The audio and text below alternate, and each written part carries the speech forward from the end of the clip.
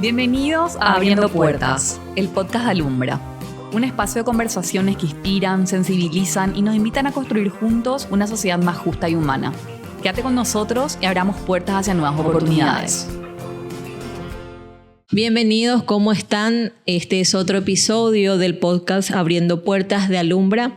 Soy Perla Silguero, periodista y voluntaria de Alumbra, y hoy vamos a tener un invitado pero sumamente especial por todo el proyecto que viene encarando desde hace tiempo con jóvenes y nos va a contar muchísimo sobre eso, así que les invito a que nos escuchen, a que nos vean. Estamos hoy en compañía del doctor Camilo Torres. Él fue recientemente designado miembro del Tribunal de Apelación en lo penal, primera sala de la capital, con una larga trayectoria dentro del ámbito del Poder Judicial. Él fue ujier, notificador, se consolidó en lo que es el fuero penal de la adolescencia, un fuero sumamente importante dentro del sistema de justicia. Es muy reconocido y es la cara visible de lo que es la justicia restaurativa juvenil. Docente universitario y también es autor de diversas publicaciones jurídicas. Doctor, ¿cómo estás? Bienvenido al podcast de Alumbra. Gracias, Perla. Para mí es un gusto poder compartir contigo, con los amigos de Alumbra y con toda la gente que nos ve, nos escucha, para hablar de un tema tan importante como es la reinserción social, ya sea de adolescentes, de mujeres, de hombres mayores de edad, una cuestión que está no solo plasmada en el Código Penal, sino también en la Constitución Nacional, que es el fin de la pena, no es solamente el castigo, sino que también es la prevención, ¿verdad? Y justamente para hablar de lo que es la justicia restaurativa, doctor, y en el ámbito de los adolescentes, ¿cómo surge esa iniciativa? ¿Cuándo inicia o cómo surge esto? ¿Qué es lo que te hace formar parte o encabezar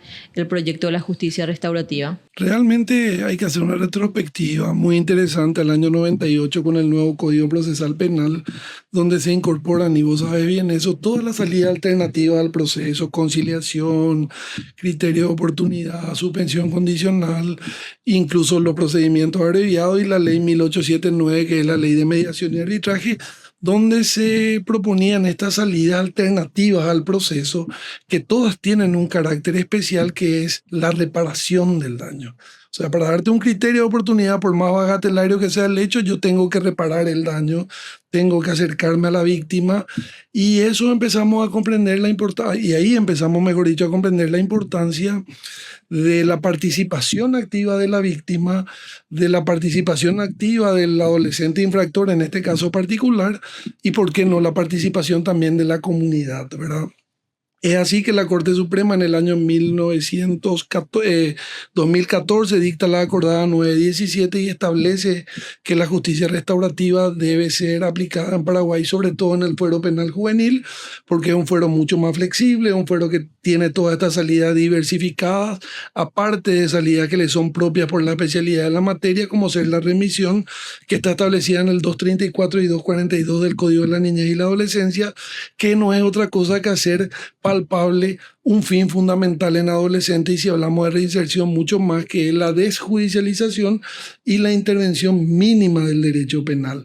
Lo que es importante en este tipo de cuestiones, y que lo venimos diciendo siempre y hablé contigo varias veces también, es que no significa ampliar las redes de control social, sino lo que significa es justamente que las partes que son afectadas por el delito, ese daño que produce el delito a la sociedad, a los particulares entre sí, pueda ser recompuesta a través de la justicia restaurativa, con la asunción de la responsabilidad del imputado, con la participación activa de la víctima, y crear este tipo de redes que, por ejemplo, es Alumbra, que le da esa posibilidad al joven de reinsertarse a la sociedad y, ¿por qué no?, reparar el daño social. Porque acá no se habla mucho del daño social, ¿verdad? Pero existe un daño social que también debe ser reparado, no de manera material, porque no todo se traduce en plata, como la gente piensa que paga esto y te liberas. No, puede ser de una manera simbólica: reparación del daño,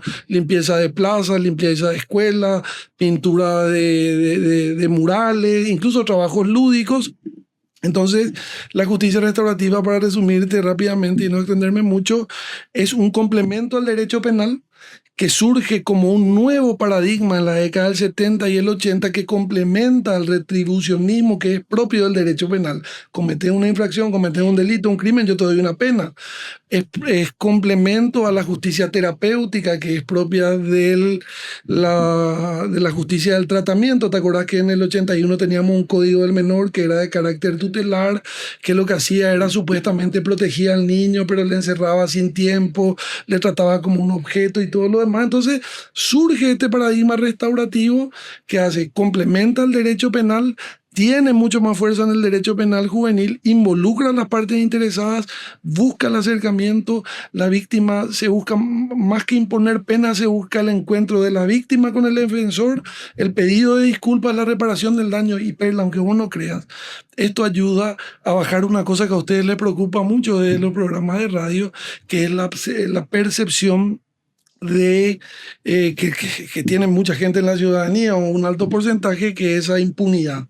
Porque si la víctima no participa, el daño no se le repara a la víctima. Si a vos se te hurtó un celular y nunca te llamaron para decirte cómo te sentís, qué querés, que te devuelvan el celular, que te pidan disculpas, toda la vida vas a tener esa sensación de impunidad.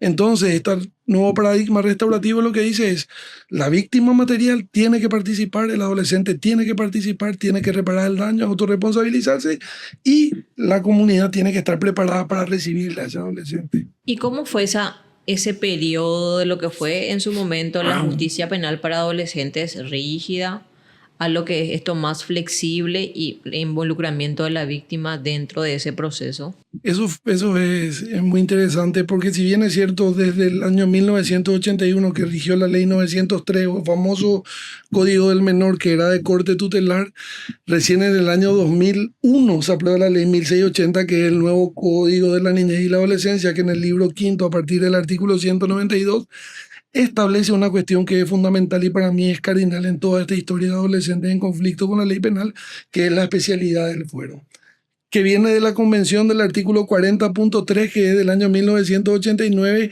que viene a su vez del 5.5 del Pacto San José de Costa Rica, que es del año 67, que dice que todos los hechos en los cuales un adolescente cometa un delito o un crimen deben ser atendidos por tribunales especializados, diferentes a los del adulto.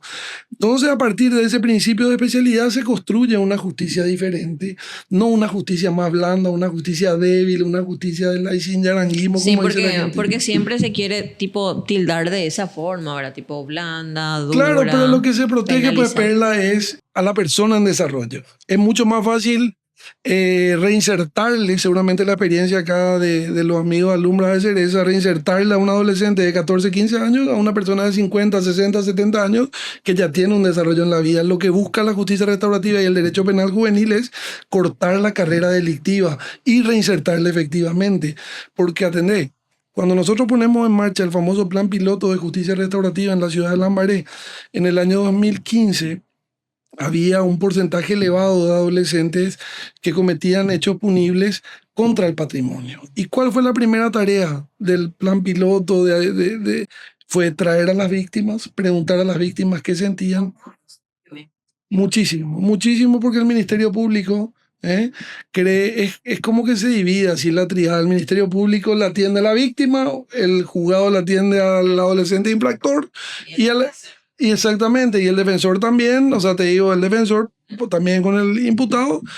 Y entonces costó, pero como tuvimos la suerte que en ese momento, en el 2015, Lambaré, al instalarse este plan piloto que venía de esa acordada 917, teníamos fiscal especializado, juez especializado, defensor especializado, comisaría especializada. Entonces fue mucho más fácil incorporar a universidades, colegios, narcóticos anónimos, alcohólicos anónimos, SINAFOCAL, SNPP, universidades evangélicas, varias universidades, incluso me acuerdo que estaba la UNIDA, la Universidad Católica con el Centro de Orientación Psicológica. O sea, construimos más de 100 redes donde el adolescente se reinsertaba mucho más rápido. De la misma forma se trabajaban con las comunidades vecinales. Por ejemplo, en Villa Bonita, que era un barrio muy conflictivo en Villa Lisa, No, sí, en Villa Elisa, Villa Bonita. Nosotros llegamos a hablar con la gente, o sea, la gente se preocupaba por el adolescente, el acompañamiento del adolescente, a más de tener equipos interdisciplinarios, trabajadores sociales, psicólogos y pedagogos que hacían un seguimiento al chico. Tal es la cosa que del 2015 hasta el 2020, que está bien estructurado, y yo creo que te pasé a vos la capitalización de justicia restaurativa, el delito o la reincidencia del adolescente logró bajarse a un 7%, ¿verdad?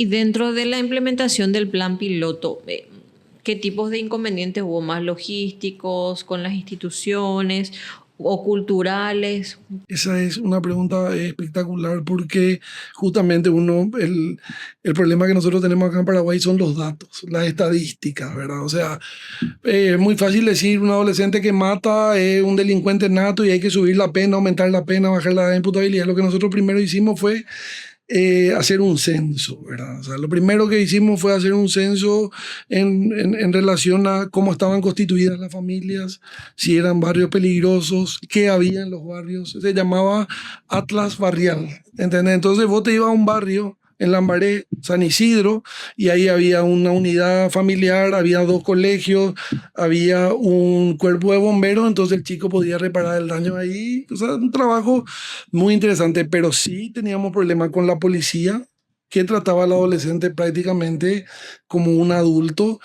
Y también otro dato interesante de toda esta experiencia de formación del plan piloto hasta conseguir estos números es que la gente era reacia a creer en esa cultura de la paz, en esa cultura del perdón, porque realmente hay que hablar así, ¿verdad? Que a la víctima también le tiene que perdonar al chico y sobre todo en la voluntariedad. Estos no son procesos obligatorios. Si la víctima dice yo no quiero participar, no se presenta, no se hace el proceso restaurativo y sigue el curso natural, ¿verdad? ¿Costó que la policía se adapte a este nuevo sistema? Porque como decías, doctor, la policía te ve y te trata como si fueras tipo un adulto. Ve a un joven, o lo detiene cuando está cometiendo algún tipo de hecho punible y lo detiene y lo trata como un adulto. ¿Costó que entiendan que no es un adulto esa persona? Eso que me decirlo ya es complejo, porque primero lo que costó es entender que no existe la actitud sospechosa, por eso te que digo. no existe la aportación de rostro y todo lo demás, porque con las personas vulnerables siempre se es mucho más punitivo. Sí, totalmente. Un chico que anda descalzo, que es medio morocho, petizón, ya reúne los requisitos como dice Zaffaroni, ¿verdad? Entonces, primero habría que instalar... Lo cultural, ¿verdad? Lo cultural, correcto. Desmitificar lo cultural, explicar cuáles son las garantías y los derechos, no solo de los adolescentes, de todos los ciudadanos en general, y posteriormente explicarles que la detención no podía ser dictada por el Ministerio Público, que la indagatoria tomaba el juez y que a partir de ahí muchas veces ellos le traían aprendido al chico y nosotros ordenábamos la libertad y que se integren a un programa de justicia restaurativa, y eso era rarísimo para ellos. O sea, hasta que después, conversando con los comisarios, se fueron interiorizando de la historia. ¿Crees que ahí la capacitación, la apertura también de ustedes para explicar influyó bastante? Eso es fundamental, es comunicar, ¿verdad? O sea, eso es fundamental. Uno tiene que comunicar lo que está haciendo, uno tiene que tener datos, tiene que tener estadísticas, tiene que tener un soporte para que la gente crea en este sistema. Porque fíjate que hoy, hay una cuestión que es bastante preocupante. Este proyecto de ley en el Senado de aumentar penas o de repente una ley de bajar la imputabilidad, te pregunto yo, ¿verdad? ¿Hay algún dato? ¿Hay alguna estadística? ¿Hay algún estudio serio? No, es solamente una cuestión mágica que con el aumento de la pena cae todo, ¿verdad? O sea, cae la delincuencia y no, la delincuencia va a seguir ahí campante si es que no se invierte en prevención. Tanto en la justicia restaurativa como este programa que me estuviste contando que se realiza acá desde esta organización, son cuestiones que trabajan en lo fundamental, que es la reinserción y la prevención. O sea, una persona que sale de la cárcel, del centro educativo y tiene un lugar donde ir a trabajar, tiene un lugar donde ir a dormir, tiene cierta contención, que es lo que le tiene que dar el Estado por garantía constitucional, no va a reincidir. ¿Pero quién invierte en eso? Se preguntarán también nuestros seguidores, los que escuchan este podcast, ¿cómo uno logra el equilibrio, doctor? O sea, ¿cómo el juez logra el equilibrio de darle, en este caso a la víctima, el rol también de la comunidad y también lograr lo que quiere el programa?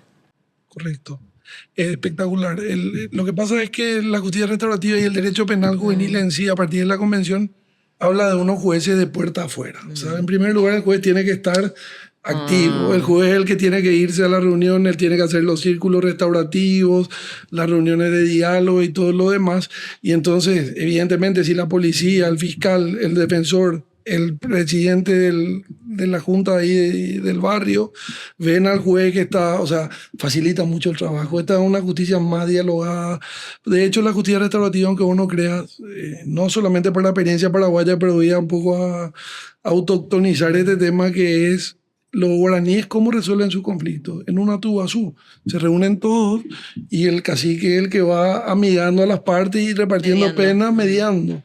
Y eso es la justicia restaurativa. Tiene también raíces en esa cultura ancestral, ¿verdad? En derechos humanos, en derechos de las víctimas. Entonces, ese es un tema fundamental, ¿verdad? O sea, uno va a conseguir resultados a medida que se involucra en la historia. O sea, del despacho para adentro no pasa nada. Esta historia es una historia dinámica que implica conocerla a la familia, conocerla a todas las partes del proceso y buscar el equilibrio. Porque de hecho la Constitución, el Código, te hablan de buscar siempre la conciliación, el equilibrio, ¿verdad? ¿Y cómo uno sabe o cómo uno decide como juez, como magistrado, qué caso entra en el programa? Y bueno, ¿Cómo es medible eso? Y la acordada 917 puso unos parámetros muy interesantes que dicen que tiene que ser un delito, un hecho punible que tenga una pena inferior a 5 años, que vos, la víctima, voluntariamente decidas ingresar al programa, y tercero, que tengas algún tipo de contención, ¿verdad? Entonces, esos serían los parámetros. Ahora, si viene un homicidio, como lo que están ocurriendo ahora, o sea, digo porque eso es el tema del momento, ¿verdad? No estoy haciendo una particularidad.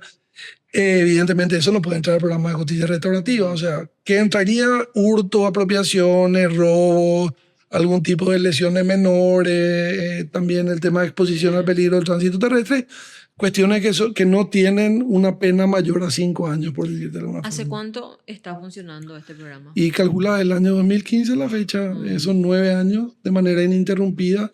Yo dejé el juzgado, pero ahora el programa sigue. Ahora estamos con la dirección de la oficina técnica, ¿verdad? La coordinación de la oficina técnica penal juvenil. Estamos tratando de replicar el plan piloto en Asunción y en eso estamos haciendo algún tipo de comunicación con la fiscalía a ver si vuelven a poner fiscalía especializada en Asunción para volver a completar la especialización del fuero, y estos diálogos van a ser mucho más rápidos, ¿verdad? Lo que sí no se consigue es la reinserción sin el apoyo comunitario. Es fundamental. Y de alguna manera, en los años que estuviste trabajando, ¿tenés algunos datos que podrías compartir de reinserción, de acuerdos, de algún tipo de datos que se manejen, ¿verdad? Mira, tenemos un chico, homicidio culposo, que puede ser el hecho puede ser extinto por reparación del daño, 25-10, que está estudiando en Rusia. Un chico por robo se recibió de médico en Villarrica. Tenemos 2 chicos estudiando en Buenos Aires. Tenemos varios chicos que están estudiando en la Universidad Evangélica del Paraguay, justamente trabajo social. O sea, eso te digo como cuestiones así. Logramos sacar a varias personas y estos son datos comprobables porque los chicos lo dan su testimonio, los chicos que vendían droga, menores al menudeo. Que para muchas personas son ya personas que uno no puede recuperar. Mira, voy a contar en el podcast lo que pasó porque me parece que ilustra el ejemplo. Una chica cayó, ¿verdad? Cayó por tenencia de marihuana, artículo 27 de la ley 1340. Un proceso normal, tenía algo así como 50, 60 gramos, ¿verdad? Podíamos dar, tenía 15 años, 15 años. Ahora ya está por cumplir la mayoría de edad. Y ella cae y hizo un proceso espectacular. Ella trabajaba, nosotros teníamos una cantina restaurativa donde los chicos hacían su comida y vendían al público empanadas, sándwich. O sea, eso era en el Poder Judicial de Lambaré. Imagínate, la cantina del Poder Judicial de Lambaré era administrada por los chicos del programa de justicia restaurativa. Ellos cocinaban ahí, incluso jugo, empanadas, una serie de cuestiones que son simpáticas, ¿verdad? Pero ¿qué pasó? Esta chica hizo un proceso espectacular. Llegamos a la audiencia preliminar Y yo le quería dar una remisión, que es una salida alternativa al proceso rápida. Y la nena empieza a llorar. Y me dice, doctor, por favor, no quiero desvincularme de ustedes. Y le digo yo, ¿por qué? No te digo el nombre, pero le digo, ¿por qué? Porque si vos dejás de ejercer el control que ustedes me hacen con los trabajadores sociales, con los psicólogos, con el trabajo que yo tengo acá, voy a tener que volver a responder al equipo, me dice. ¿Y por qué no? Porque mi tía es la encargada de la zona del Bañado Tapo. Entonces imagínate el sentido de pertenencia a ella y el miedo de abandonar el sistema de justicia, porque sabía que si no tenía algún tipo de control iba a ser nuevamente captada. Y ella salió y en este momento volvió a vivir con unos tíos alejados de esa zona, pero esa es una realidad, o sea, imagínate. Pero ¿qué uno hace? O sea, porque aparte de juez, uno como persona, o sea, ¿qué tipo de respuestas puede dar? O sea, a través de la justicia se puede dar una respuesta a un joven que no quiera salir. Imagínense, o sea, porque no es fácil estar siendo controlado, pero que ella decida seguir en ese sistema de control. ¿Qué uno hace? ¿Cómo responde? ¿Qué hace? Bueno, y ahí entramos en un tema que es muy largo y no vamos a terminar nunca, que la gente ya me reta de repente, que es la política pública. Si vos me preguntás qué yo querría, levantar el teléfono, llamar al Ministerio de la Niñez, que vengan con una medida cautelar, que le busquen un hogar, que le busquen una familia ampliada. Están estos programas de asistencia, incluso asistencia económica, programas educativos, o sea, en el fuero de la niñez y la adolescencia y penal adolescente y justicia restaurativa, reinserción, prevención, se tiene que trabajar interinstitucionalmente, no son patriadas. Esto no, no va a funcionar si se le atribuye a una persona, a un solo... O sea, tiene que funcionar todo como una red interactiva. De hecho, este programa Alumbra tendría que incorporarse de alguna forma también al tema de justicia restaurativa, porque fíjate que los adolescentes pueden hacer un proceso restaurativo privado de libertad también, ¿verdad? Entonces, intercambiar datos, ver lugares y todo lo demás. Y realmente es complicado. Fíjate que, y no quiero repetir lo que siempre repito, pero no hay lugares de desintoxicación. Un centro de desintoxicación, 30 lugares, 100 personas en lista de espera. Entonces el chico que consume chepi, que consume marihuana, cocaína, lo que fuere, no tiene un lugar rápido para desintoxicarse. O hace un proceso restaurativo espectacular, incluso le pide disculpas a la víctima, repara el daño de manera simbólica, pero vuelve al mismo lugar, al mismo foco, a su entorno. Y ese entorno, yo no digo que haya que claro, criminalizar, pero se tendría que proteger, buscar mejorar o lo que sea. O sea, pero hay cosas que la justicia tiene un límite. Nosotros no podemos suplir la negligencia del Estado. Un chico de 15 años que dice, yo quiero volver al colegio y hizo hasta tercer grado. Esta es una realidad comprobable. Y nosotros llamamos al Ministerio de Educación y le decimos, bueno, queremos que él estudie en el Colegio Ecuador de la Mare, que era nuestro caso, ¿verdad? Por decirte, el más cercano al juzgado, que teníamos un convenio con ellos y trabajábamos espectacular. Son programas de alfabetización para adultos que se hacen a la noche. Entonces, otra vez, vos le sacaba al chico del problema, pero le mandaba a la noche a estudiar al colegio con personas adultas, siendo que él tendría que estar con gente de su misma edad. Por lo menos de su misma edad. No hay un programa de alfabetización para adolescentes que estén con problemas de adicciones o menos con causas penales, ¿verdad? No hay. No, me animo a decirte, Perla, que no hay un programa, una política pública destinada a adolescentes en conflicto con la ley penal. Y dentro de todo este tiempo que llevas liderando este programa, me imagino que algún caso te habrá llegado a tocar profundamente, en la cual tipo te pusiste a reanalizar todo lo que está ocurriendo con los jóvenes. Mucho, la verdad que fueron varios casos que nos tocaron y varios sábados, porque todos los sábados nos juntábamos con los chicos. Lo que más me tocó fue el club de lectura, por ejemplo. Que los chicos te hagan un resumen del Principito y que te tengan que explicar y que algunos tengan vergüenza porque no sabían leer, otra gente que no quería hablar porque no tenía dientes. O sea, son varias cuestiones que te van tocando, pero siempre sin perder de vista que estamos en un proceso penal. Yo creo que hay que humanizar siempre un poco la justicia, eso es categórico, pero son cuestiones que son, como decir, muy difíciles de separar. Y sobre todo a las chicas que trabajan en el programa de justicia restaurativa, incluso un día entran dos de ellas y me dicen, doctor, le queremos adoptar a fulanito.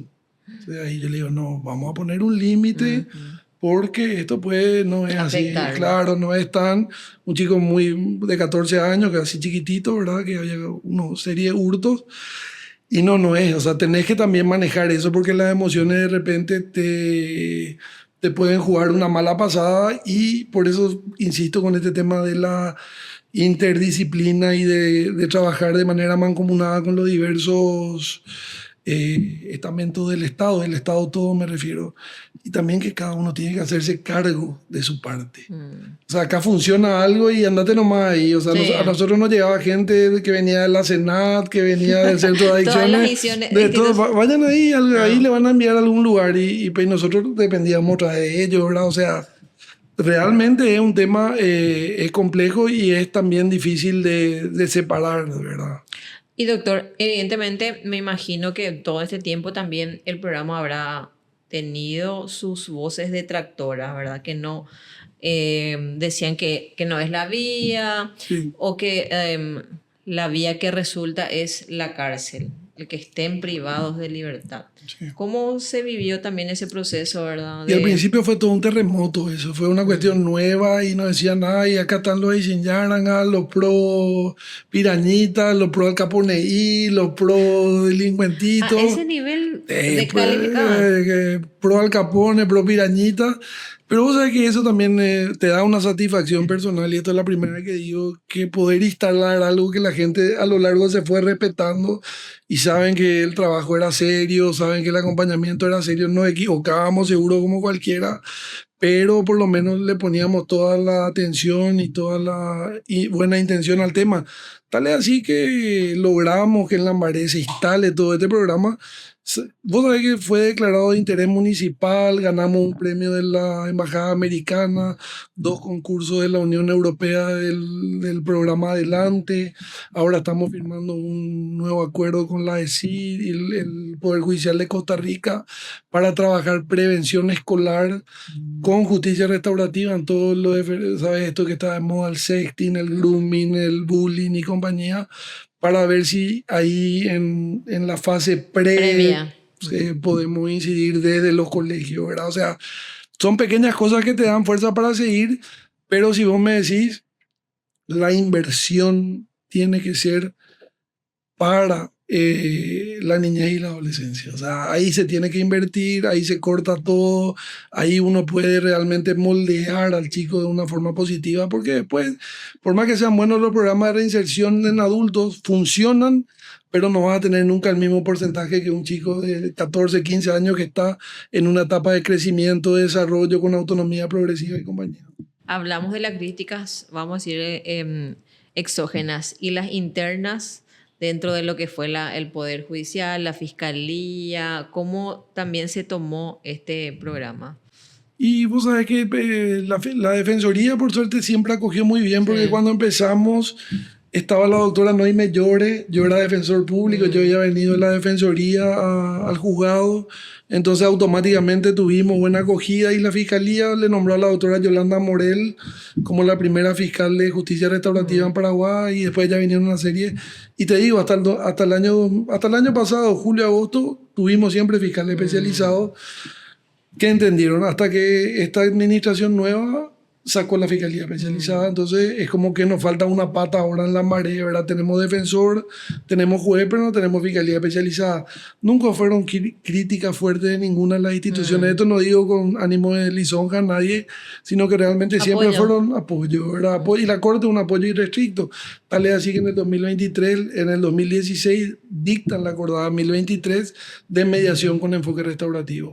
Y dentro de todo lo que tenés así a nivel general, todos estos proyectos o estos acuerdos que estás viendo que se están ampliando también con otros poderes judiciales, ¿qué crees? O sea, ¿cuáles son los límites estructurales que más va a enfrentar el programa o está enfrentando o va a enfrentar recursos humanos, de estructura, personal? Porque también se necesita de mucha gente para llevar adelante el programa.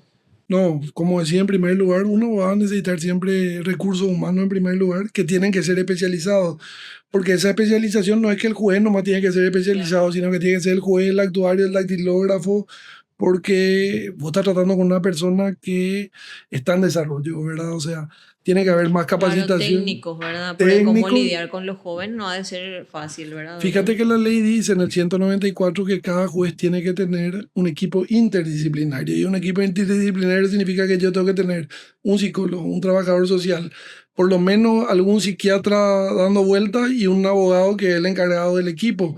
Entonces son recursos humanos, son espacios físicos y sobre todo es la voluntad esa que decíamos de poder juntar todos estos proyectos aislados para poder reinsertar a esta persona a la comunidad. Reinsertar ya sería cuando vos permitiste que el hecho punible ocurra. Lo ideal, si vos me preguntabas a mi Perla, es cortar de entrada, o sea, la prevención siempre prevención, ¿verdad? Por más que justicia restaurativa busca muchas veces desjudicializar, como te decía, y usar lo menos posible el derecho penal, vos sabés que una vez que se comete el hecho punible, muchas veces no podés terminar así mágicamente. Y en base a la experiencia que venís teniendo, ¿crees que en los delitos más graves se podría tener una justicia restaurativa sin dejar de lado lo punitivo? Tenemos experiencia en el mundo que a mí no me convence mucho. España con ETA, por ejemplo, se buscó hablar de justicia restaurativa con gente que habían cometido atentados, que le pidan disculpas a la víctima, a los hijos, a los padres. Pero yo no sé si eso realmente repara el tejido. Y Colombia es el último ejemplo con estos tribunales de paz, justicia transicional y restaurativa para los temas de la FARC.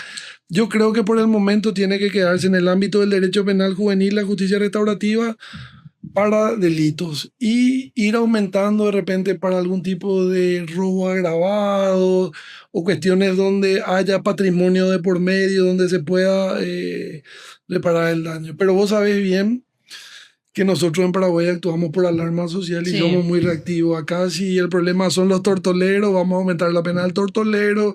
Si los problemas son los peajeros, vamos a aumentar la pena. Entonces tendríamos que tener una política criminal bien clara para aplicar esto de manera... ¿Y el programa considerás que podría ser beneficioso para los adultos?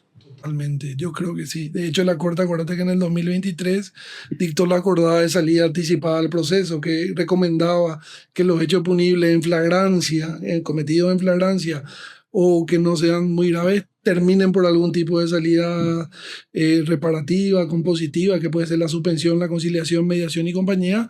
Pero lo que sí yo le agregaría a eso es que tiene que participar la víctima. O sea, no es que la fiscalía dice, doname 3 tintas, 2 tóner y una computadora. Ellos tienen presupuesto para comprar eso.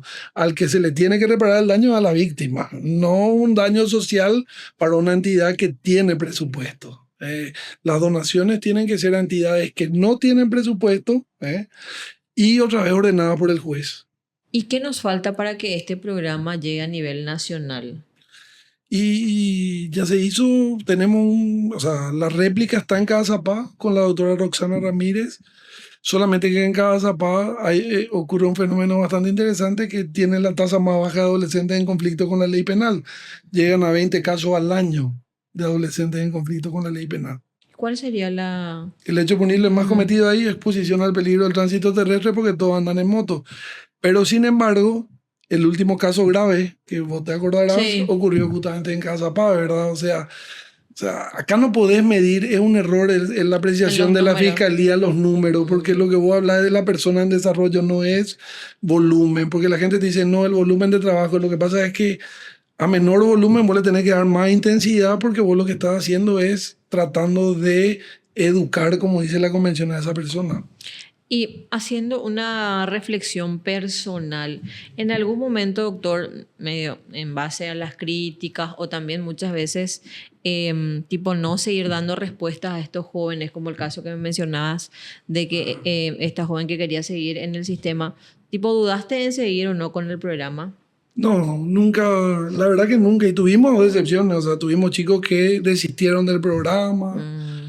Incluso tuvimos chicos que se iban los sábados de mañana a los talleres, ¿verdad? Porque teníamos talleres todos los sábados de mañana en la Casa de la Cultura de la ciudad de Lambaré y que de repente le encontramos fumando un porro en el baño del local Y la verdad que eso más que desanimarnos nos daba más fuerza, ¿verdad? Y Tipo, algo no estamos en algo estamos fallando. O sea, tipo, te pones a analizar, en algo ¿no? estamos fallando, pero nunca actuamos ni con una actitud represiva No, ni no, policial. pero tipo, vos te Sí. analizas en algo estamos fallando, ¿qué será que no estamos haciendo? No por una cuestión de cuestionar, sino de manera interna en lo que es la estructura. Así mismo. Y Ah. vos sabes cosas fantásticas, era de repente porque nosotros le pedíamos mucho apoyo al cura ahí de Lambaré, no sé si es cura hoy, pero ahí frente a la municipalidad en la catedral.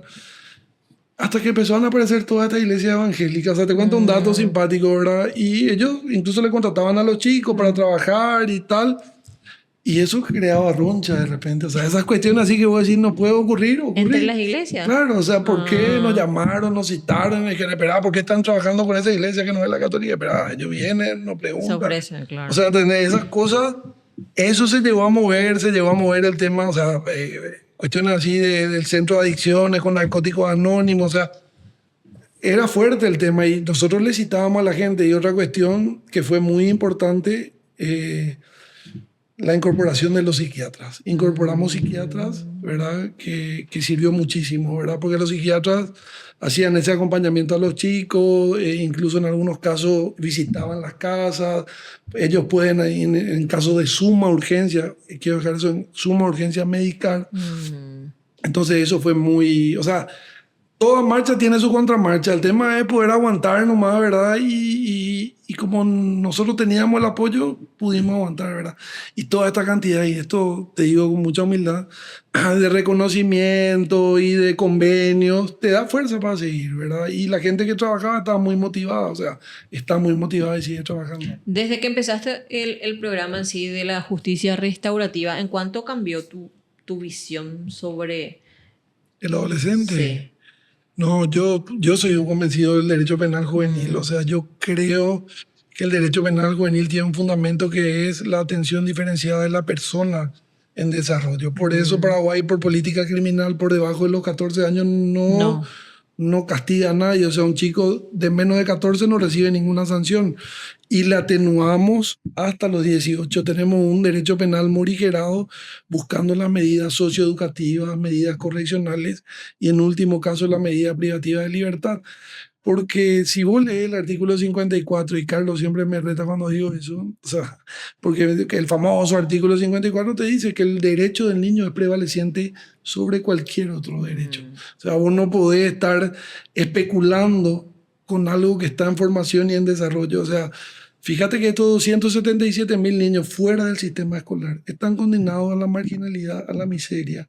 Nadie vive así porque quiere, viven así porque el Estado le da esa condición. El Estado no le da vacuna, no le da salud, pero sí le da un juez presente para castigarle cuando cometen el hecho punible. Entonces ese castigo, aparte de que a lo mejor reúne los requisitos de culpabilidad y lo demás, tiene que ser un castigo también que le deje algo socioeducativo, algo correccional, y volver a lo que hablábamos al principio, la prevención, ¿verdad? Y este tipo de programas acá en Alumbra ayudan a esa reinserción, ¿verdad? Y si tuvieras que imaginar el futuro ideal del sistema de justicia juvenil para Paraguay en 10 o 20 años, ¿cómo visualizarías eso? Y tendríamos que, según el mundo ideal, sería una ley de justicia restaurativa, un procedimiento restaurativo paralelo al proceso penal juvenil, donde vos voluntariamente te sometés a autorresponsabilizarse, a reparar el daño material simbólico, y que haya una participación efectiva de la víctima y de la comunidad, ¿verdad? O sea, para mí eso sería lo ideal, pero estamos en retroceso, no nos jodamos. Estamos en retroceso porque la Fiscalía sacó todas las unidades especializadas, lo cual dificulta los procesos restaurativos y el proceso penal juvenil ordinario también. O sea, en este momento a un adolescente cometa un delito o un crimen, le juzga un fiscal de adultos, prácticamente con la misma vara que utiliza para un adulto, siendo que es un procedimiento especial. Eso ayudó bastante a retroceder lo que ya se venía consiguiendo. Y ayuda porque, fíjate, todos estos proyectos que ahora se están estudiando, nosotros defendemos, hacemos dictámenes, bueno, vamos a la Cámara de Senadores, Diputados, explicamos, hablamos por el Ministerio Público, que es el órgano persecutor, el órgano encargado de la acción penal pública, no dice nada, ¿entendés? O sea, no tenemos fiscales especializados. Y eso decía la vez pasada, y tener fiscalía especializada en violencia, en barra brava, en hechos punibles contra animales, tener hechos punibles de, ¿cómo se llama esto? Con la convivencia y compañía, y algo que te ordena la convención, la constitución, la ley. Que no se está cumpliendo. No se está cumpliendo. Para ir cerrando también, doctor, para quienes hoy escuchan este podcast, jóvenes, operadores de justicia y ciudadanía, y que quieran apostar por la justicia restaurativa, ¿qué mensaje les darías?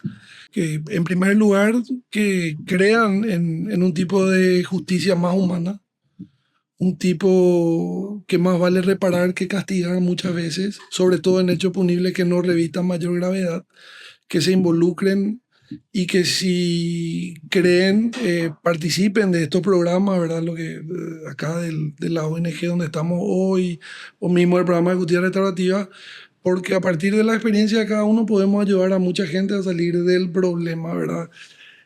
Países como los nuestros que tienen un déficit de desarrollo y económico muchas veces necesitan justamente el involucramiento de la sociedad civil para suplir cuestiones básicas que el Estado va dejando. Lo que sí quiero dejar en claro es que a partir de la pena, del castigo, esto no va a solucionarse. Y nosotros estamos rumbo a ese camino porque estamos aumentando pena, incluso en adultos, en adolescentes, y nos ataca el foco principal, que es la falta de educación, la falta de salud, la falta de igualdades, que a través de estos programas de justicia restaurativa, lo que hace Alumbra y varias instituciones más, está mostrando un camino que la sociedad civil es sumamente importante para solucionar en parte el conflicto. Doctor, te agradecemos muchísimo tu tiempo, tu espacio y tu experiencia también para compartir con nuestros seguidores y oyentes del podcast. A la hora de Perla, cuando quiera, un gusto poder estar con ustedes y vamos a ver cuando nos encontramos nuevamente. Y obviamente les invitamos a todos, todas a seguirnos en nuestras redes sociales @alumbrapi para escuchar todos los episodios que vamos a ir compartiendo con ustedes sobre el podcast de Alumbra. Y antes de irnos y antes de despedirnos, te vamos a hacer entrega, doctor, de un presente que son preparadas por las personas privadas de libertad del proyecto. Directo a mi despacho. Sí. Directo a mi despacho. Mira que yo ya te quise... Ahora me quisiste sustraer. Sí, yo ya quise sustraer, hurtarte tu regalo porque está muy lindo el trabajo que haces. Muchísimas gracias. Muchas gracias, Pedro.